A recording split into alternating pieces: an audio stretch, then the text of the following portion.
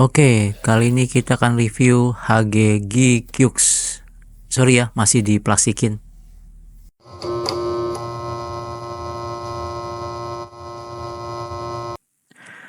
Jadi Gundam G-Cux ini pertama kali rilis tanggal 17 Januari 2025.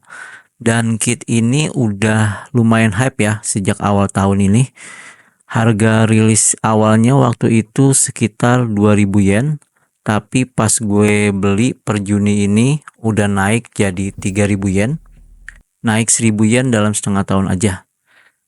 Nah, buat di Indonesia sendiri model kit ini kayaknya masih cukup limited ya.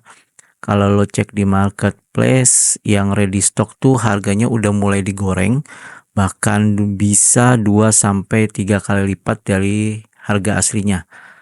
Saran gue sih kalau mau beli sabar dulu aja, tunggu sampai ready stock masuk lebih banyak ke pasar lokal.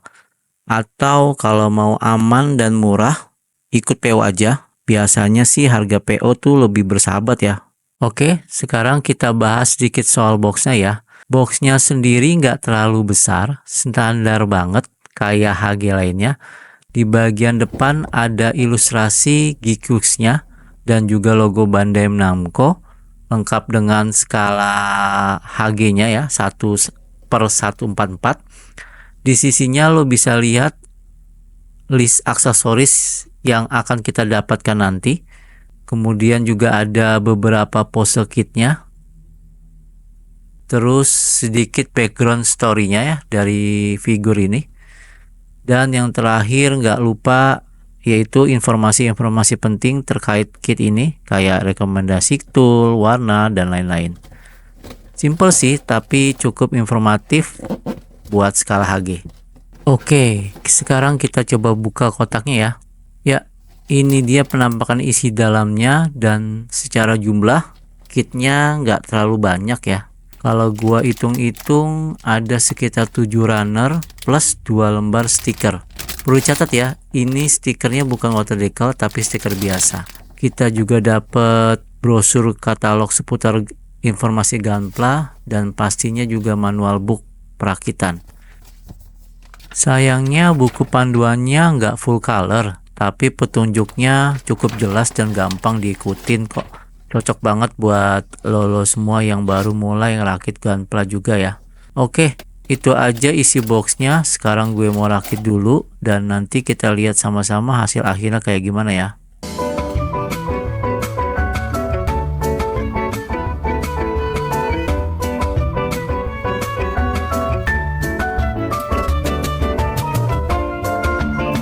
Nah, akhirnya jadi juga. Ini dia penampakan final dari G-Cux. Desain RX-78 dalam versi Universal Century Alternative. Secara desain ini agak beda dari Gundam klasik sebelumnya. Ada beberapa detail yang bahkan udah mirip-mirip RG. Sekarang kita coba cek artikulasinya ya. Untuk kepala bisa noleh ke kanan dan ke kiri. Bisa sedikit nunduk dan dongak. Untuk tangannya ke samping cukup segini aja. Gak bisa diputar penuh 360 derajat karena ada armor di bahu. Tapi masih bisa diatur fleksibel untuk pose-pose dinamis. Bagian lengan bawah bisa diputar penuh. Siku bisa ditekuk cukup dalam. Untuk pinggang dan badan bisa diputar ke kanan dan ke kiri. Bisa juga agak membungkuk ke depan dan ke belakang tapi hanya sedikit. Untuk kakinya bisa diangkat ke depan cukup tinggi. Tukukan lututnya juga dalam. Bisa mundur ke belakang walau agak terbatas. Sampingnya terbatas karena armor di paha, tapi bisa diputar keluar sampai posisi ekstrim. Secara keseluruhan artikulasinya oke banget buat ukuran HG. Untuk aksesoris selain shield yang sudah dipasang tadi, kita juga dapat satu beam rifle, satu kampak, 2 beam cyber, satu pasang tangan cadangan, satu kabel dan kepala tambahan untuk backpack, dan satu cadangan kepala dengan desain yang berbeda.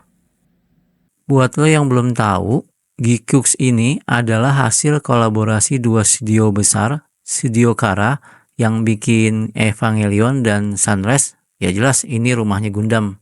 Settingannya sendiri ada di timeline Universal Century Alternative dengan nuansa yang lebih seger, lebih cepat, dan menurut gue vibe-nya mirip Evangelion banget. Serinya sendiri diawali dari film kompilasi berjudul Geekyoux Beginnings, rilis di Januari 2025, lalu lanjut ke serial TV sepanjang 12 episode yang tayang mulai dari April sampai Juni 2025.